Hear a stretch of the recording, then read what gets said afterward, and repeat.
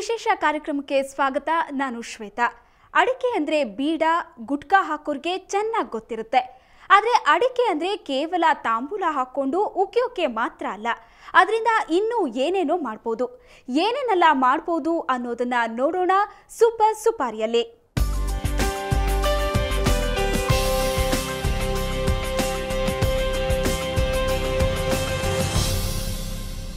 ಒಂದ್ ಕಡೆ ಬೆಳೆದ ಬೆಳೆಗೆ ಬೆಲೆ ಇಲ್ಲದೆ ಪರದಾಡ್ತಾ ಇರೋ ಅಡಿಕೆ ಬೆಳೆಗಾರ, ಇನ್ನೊಂದು ಕಡೆ ಇಂತಹ ಸಂಶೋಧನೆಗಳು.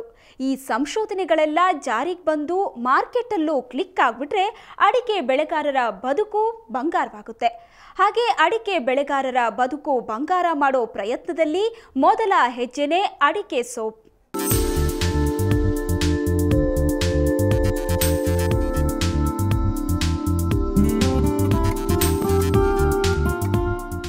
ಅಡಿಕೆ ಕರಾವಳಿಯ ಪ್ರಮುಖ ತೋಟಗಾರಿಕಾ ಬೆಳೆ. ಒಂದು ಕಾಲವಿತ್ತು, ಅಡಿಕೆ ಬೆಳೆಗಾರ ಅಂದ್ರೆ ಶ್ರೀಮಂತ ಅನ್ನೋ ಕಲ್ಪನೆ ಇತ್ತು, ರೇಟು ಹಾಗೆ ಇತ್ತು. ಆದರೆ ಮಧ್ಯೆ ಅಡಿಕೆ ಬೆಳೆ ಕೈಕೊಡ್ತು, ಬೆಲೆಯೂ ಕೈಕೊಡ್ತು. ಬೆಳೆದ ಬೆಳೆಗೆ ಒಂದೋ ರೋಗ, ಇಲ್ಲ ಅಂದ್ರೆ ಬೆಲೆ ಇಲ್ಲ. ಇದರ ಜೊತೆ ಗುಟ್ಕಾ ನಿಷೇಧದ ಭೀತಿ. ಗುಟ್ಕಾ ಕೂಡ ನಿಷೇಧವಾಗಿ ಬಿಟ್ರೆ ಗತಿ ಏನು? ಹೀಗೆ ದಿನವೂ ಆತಂಕದಲ್ಲೇ ಪರದಾಡುತ್ತಿದ್ದ ಅಡಿಕೆ ಬೆಳೆಗಾರರು ಈಗ ಸ್ವಲ್ಪ ಖುಷಿಯಲ್ಲಿದ್ದಾರೆ. ಕಾರಣ 16 ವರ್ಷಗಳ ಬಳಿಕ ಅಡಿಕೆ ಬೆಲೆ ಗಗನಕ್ಕೇರಿದೆ. ಈಗ ಅವರಿಗೆಲ್ಲ ಡಬಲ್ ಖುಷಿ. ಅದಕ್ಕೆ ಕಾರಣ ಈ ಅಡಿಕೆ ಸೋಪ್.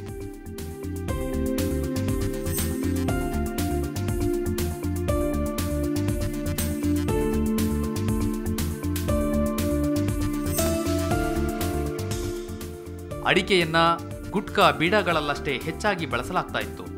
ಹೀಗಾಗಿಯೇ ಬೆಲೆ ಸ್ವಲ್ಪ ಜಾಸ್ತಿ ಬಂದ್ರೆ ಬೆಲೆ ಕೈಕೊಡ್ತಾ ಇತ್ತು. ಇದಕ್ಕೆ ಪರ್ಯಾಯ ಮಾರ್ಗವಾಗಿ ಈ ಸೋಪ್ ರೆಡಿಯಾಗಿದೆ. ಕೆಲವೇ ದಿನಗಳಲ್ಲಿ ಮಾರುಕಟ್ಟೆಗೂ ಬರಲಿದೆ. ಅಡಿಕೆಯ ಸೋಪ್ನಲ್ಲಿ ಮಲ್ಲಿಗೆ, ತುಳಸಿ ಮತ್ತು ಗುಲಾಬಿಯ ಪರಿಮಳವನ್ನು ಬೆರೆಸಲಾಗಿದೆ. ಪ್ರಾಯೋಗಿಕವಾಗಿ ಈ ಸೋಪ್ ಜನಮೆಚ್ಚುಗೆಯನ್ನು ಗಳಿಸಿದೆ.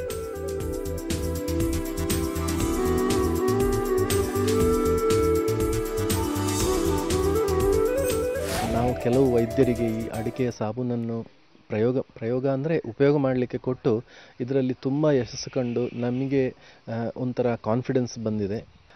ರೋಗ ಅಂತ ಹೇಳ್ಬೋದು, ಅಥವಾ ಕೆಲವು ಚರ್ಮದ ಬೇರೆ ಬೇರೆ ಜನರ ಚರ್ಮದ ಗುಣಗಳ ಮೇಲೆ ತುಂಬ ಉಪಯೋಗ ಆಗ್ತಾ ಇದೆ, ತುಂಬ ಇಫೆಕ್ಟ್ ಆಗ್ತಾ ಇದೆ.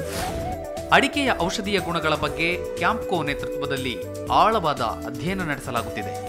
ಇದರ ಜೊತೆಗೆ ವಿಟ್ಲದ ಮಂಗಳ ಹರ್ಬಲ್ ಪಾರ್ಕ್ ಅಡಿಕೆಯ ಸಾರದಿಂದ 10 ಹಲವು ಗ್ರಾಹಕ ವಸ್ತುಗಳನ್ನು ತಯಾರಿಸಬಹುದು ಎಂಬುದನ್ನು ತೋರಿಸಿಕೊಟ್ಟಿದೆ.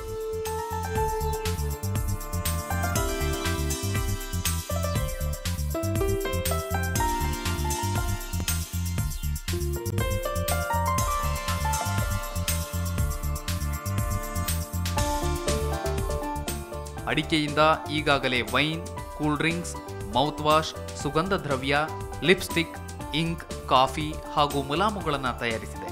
ಪೂಗವನದಲ್ಲಿ ಸಂಶೋಧಿಸಿದ ಈ ವಸ್ತುಗಳ ಪೇಟೆಂಟ್ಗೆ ಅರ್ಜಿಯನ್ನು ಹಾಕಲಾಗಿದೆ.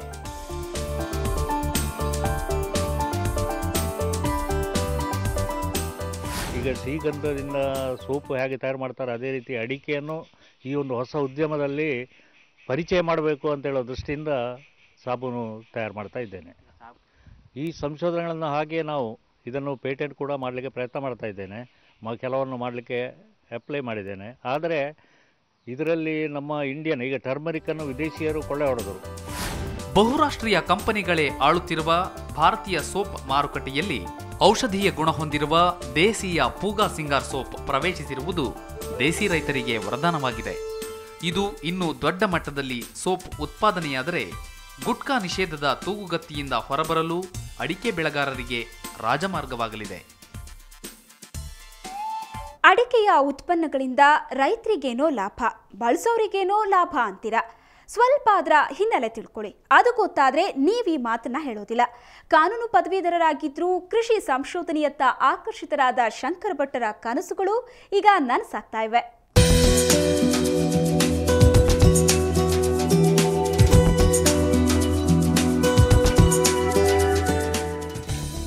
ಅಡಿಕೆಯಲ್ಲಿ ನೂರಾರು ಉತ್ಪನ್ನಗಳನ್ನು ತಯಾರಿಸಬೇಕು.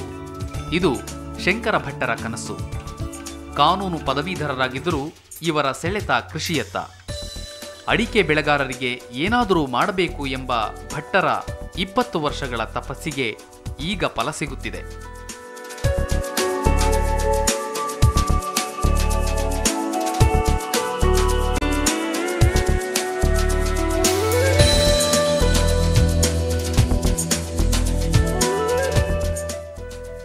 ಅದರ ಫಲವಾಗಿಯೇ ಪೂಗಾ ಸಿಂಗಾರ್ ಸೋಪು ಮಾರುಕಟ್ಟೆಗೆ ಪ್ರವೇಶಿಸಿದೆ. ಸುಮಾರು 3,000ಕ್ಕೂ ಹೆಚ್ಚು ಸಾಬೂನುಗಳನ್ನು ಪರೀಕ್ಷಾರ್ಥವಾಗಿ ವೈದ್ಯರು, ಚರ್ಮತಜ್ಞರಿಗೆ ನೀಡಲಾಗಿದೆ. ಅವರಿಂದ ಉತ್ತಮ ಫಲಿತಾಂಶ ಹೊರಬಿದ್ದಿದೆ. ಇನ್ನು ಅಡಿಕೆಯ ಇತರ ಉತ್ಪನ್ನಗಳತ್ತ ಅವರು ಗಮನ ನೀಡಿದ್ದಾರೆ. ವಿಟ್ಲದಲ್ಲಿರುವ ಮಂಗಳ ಹರ್ಬಲ್ ಪಾರ್ಕ್ನಲ್ಲಿ ಬೆಳೆಸಿದ ಹಲವಾರು ಔಷಧೀಯ ಸಸ್ಯಗಳ ಜೊತೆ ಅಡಿಕೆಯ ಸಾರವನ್ನು ಬೆಳೆಸಿ ಹಲವು ಉತ್ಪನ್ನಗಳಿಗೆ ಶಂಕರ್ ಭಟ್ ಜೀವನ ನೀಡಿದ್ದಾರೆ.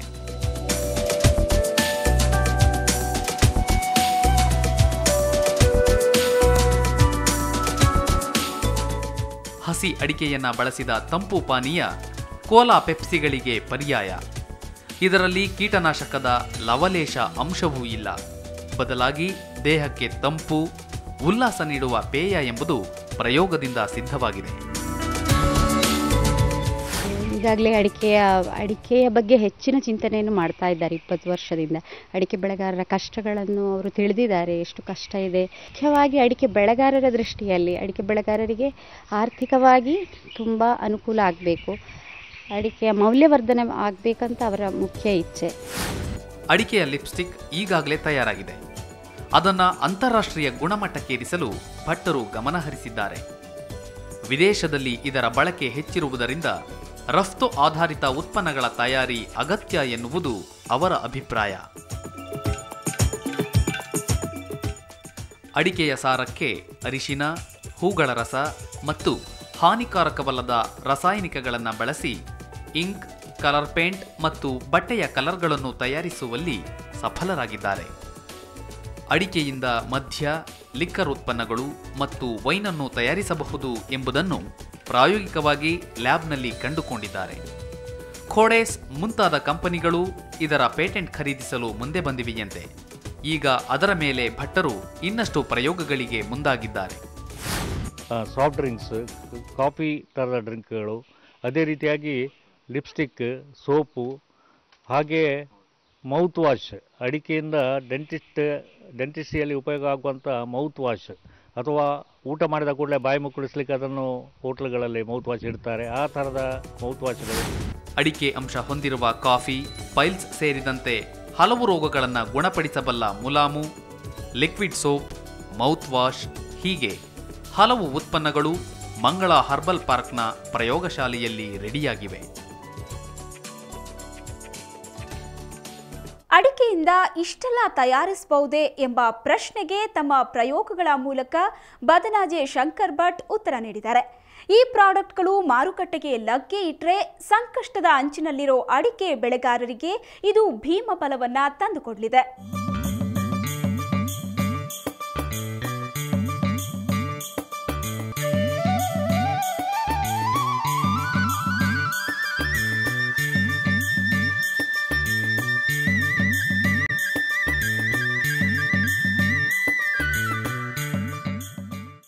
ಅಡಿಕೆಯ ಉತ್ಪನ್ನಗಳಲ್ಲಿ ರಾಸಾಯನಿಕ ಬಳಕೆ ಅತ್ಯಲ್ಪ, ಇಲ್ಲವೇ ಇಲ್ಲ ಎನ್ನುವಷ್ಟು ಕಡಿಮೆ. ಕೆಲವು ಕಡೆ ರಾಸಾಯನಿಕ ವಸ್ತುಗಳ ಬಳಕೆ ಅನಿವಾರ್ಯವಾಗಿದ್ದರೂ ಅಪಾಯಕಾರಿ ಅಂಶ ಇರುವುದನ್ನು ಬಳಸಿಲ್ಲ. ಜೊತೆಗೆ ಈ ಎಲ್ಲ ಉತ್ಪನ್ನಗಳಲ್ಲಿ ಔಷಧೀಯ ಗುಣ ಇರೋದು ಇವುಗಳ ಪ್ಲಸ್ ಪಾಯಿಂಟ್.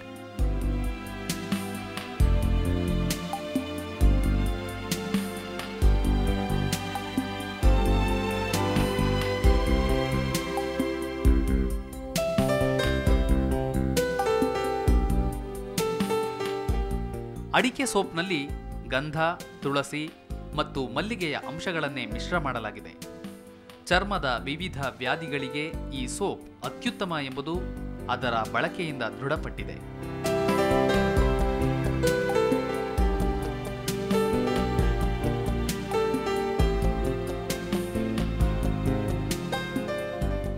ತುಟಿ ಒಡೆಯುವುದಕ್ಕೆ ಔಷಧಿಯಾಗಿ ಲಿಪ್ಸ್ಟಿಕ್ ಕೆಲಸ ಮಾಡಬಲ್ಲದು. ಒಂದು ವೇಳೆ ಆಹಾರದಲ್ಲಿ ಸೇರಿದರೂ ತೊಂದರೆ ಇಲ್ಲ. ಕೂಲ್ ಡ್ರಿಂಕ್ಸ್ ಅಂತೂ ದೇಹಕ್ಕೆ ತಂಪು ಹಾಗೂ ಉಲ್ಲಾಸ ನೀಡುತ್ತದೆ. ಇದರಲ್ಲಿ ಯಾವುದೇ ಕೆಮಿಕಲ್ ಅಂಶ ಬಳಕೆಯಾಗಿಲ್ಲ.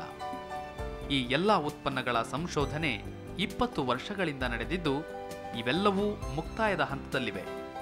ಯಶಸ್ಸಿನಿಂದ ಕುಟುಂಬದಲ್ಲೂ ಸಂತಸ ಮೂಡಿದೆ.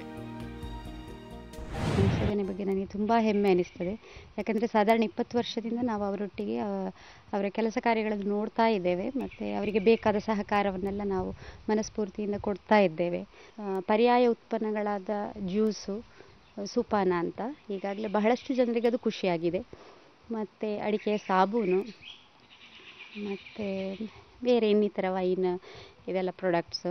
ಅಡಿಕೆಯ ಕಾಫಿ ಅದು ಕಂಡು ಹುಡುಕಿದ್ದಾರೆ. ಅಡಿಕೆಯಿಂದ ಲಿಪ್ಸ್ಟಿಕ್ಕು, ಇದು ಯಾವುದೇ ಶರೀರಕ್ಕೆ ಹಾನಿಕಾರಕವಾಗಿರುವ ಯಾವುದೇ ಅಂಶಗಳಿಲ್ಲ. ಹಾಗೆ ಇನ್ನು ointment, skin ointment, fungal disease ಇದಕ್ಕೆಲ್ಲ ಆಗುವಂಥದ್ದು. ಹಾಗೆ ತುಂಬ ಪ್ರಾಡಕ್ಟ್ಗಳನ್ನು ಅವರು ಈಗ ತಯಾರು ಮಾಡ್ತಾ ಇದ್ದಾರೆ. ಈ ಪ್ರಾಡಕ್ಟ್ಗಳನ್ನು ದೊಡ್ಡ ಮಟ್ಟದಲ್ಲಿ ಉತ್ಪಾದಿಸುವುದು ಮತ್ತು ಮಾರುಕಟ್ಟೆಗೆ ಬಿಡುಗಡೆ ಮಾಡುವುದು ಈಗಿರುವ ಸವಾಲು.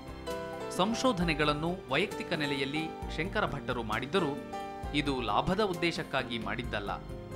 ಇದನ್ನು ಮಾರುಕಟ್ಟೆಗೆ ತರಲು ದೊಡ್ಡ ಮಟ್ಟದಲ್ಲಿ ಬೆಂಬಲ ಬೇಕಾಗಿದೆ.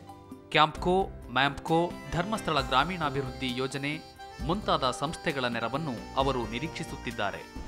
ಸೋಪನ್ನು ಒಂದು ಕಂಡು ಹುಡುಕಿ ಅವರ ಸಂಶೋಧನೆಯಿಂದ ಒಂದು ಉತ್ತಮವಾದ ಒಂದು ಅಡಿಕೆಯಿಂದ ತಯಾರಿಸಿದ ಸಾಬೂನನ್ನು ತಯಾರು ಮಾಡಿದ್ದಾರೆ. ಅದರ ಮಾರ್ಕೆಟಿಂಗ್ ಕುರಿತು ಈಗಾಗಲೇ ಇದು ಹೊಸ ಪ್ರಾಡಕ್ಟ್. ಬರೀ ವ್ಯಾಪಾರದ ದೃಷ್ಟಿಯಿಂದ ನನ್ನ ಮಾವನವರು ಇದನ್ನು ಮಾಡ್ತಾ ಇಲ್ಲ. ಅಂದರೆ ಅವರು ತುಂಬ ಈ ಅಡಿಕೆಯ ಬೆಳೆಗಾರರ ಕಷ್ಟವನ್ನು ಅರಿತು ಅವರು ಸ್ವತಃ ಅಡಿಕೆ ಬೆಳೆಗಾರರು. ಹಾಗಾಗಿ ಎಲ್ಲ ಅಡಿಕೆ ಬೆಳೆಗಾರರಿಗೆ ಸಹಾಯವಾಗುವ ಹಾಗೆ ಅಡಿಕೆಯ ಒಂದು ಪರ್ಯಾಯ ಬಳಕೆ ಬರಬೇಕು ಅಂತ ಹೇಳಿ ಈ ಅಡಿಕೆಯ ಸೋಪನ್ನು ತಯಾರಿಸಿದ್ದಾರೆ. ಪ್ರಕೃತಿಯಲ್ಲೇ ಸಿಗುವ ಹಲವಾರು ಔಷಧೀಯ ಸಸ್ಯಗಳು, ತುಳಸಿ, ಅರಿಶಿಣ, ಸೊಪ್ಪು ಹಾಗೂ ಹೂಗಳ ರಸವನ್ನು ಬಳಸಿ ಇನ್ನಷ್ಟು ಉತ್ಪನ್ನಗಳನ್ನು ಮಾಡಬೇಕೆಂಬ ಇರಾದೆ ಭಟ್ಟರಿಗಿದೆ. ಎಲ್ಲಕ್ಕೂ ಮೊದಲು ಈಗ ಮಾಡಿರುವ ಸಂಶೋಧನೆಗಳು ಜನರಿಗೆ ತಲುಪಲಿ, ತಮ್ಮ ಪ್ರಯತ್ನದ ಫಲ ಎಲ್ಲರಿಗೂ ಲಭ್ಯವಾಗಲಿ ಎಂಬ ಆಶಯ ಅವರದ್ದು. ಅವರ ಪ್ರಯತ್ನಕ್ಕೆ ಹ್ಯಾಟ್ಸ್ ಆಫ್ ಅನ್ನೋಣವೇ. ಸುಕೇಶ್ ಕುಮಾರ್, ಸುವರ್ಣ ನ್ಯೂಸ್ 24/7 ಮಂಗಳೂರು. ಇದು ಈ ಹೊತ್ತಿನ ವಿಶೇಷ. ಕ್ಷಣ ಕ್ಷಣದ ಸುದ್ದಿಗಾಗಿ ಸುವರ್ಣ ನ್ಯೂಸ್ 24/7 ನೋಡ್ತಾ ಇರಿ.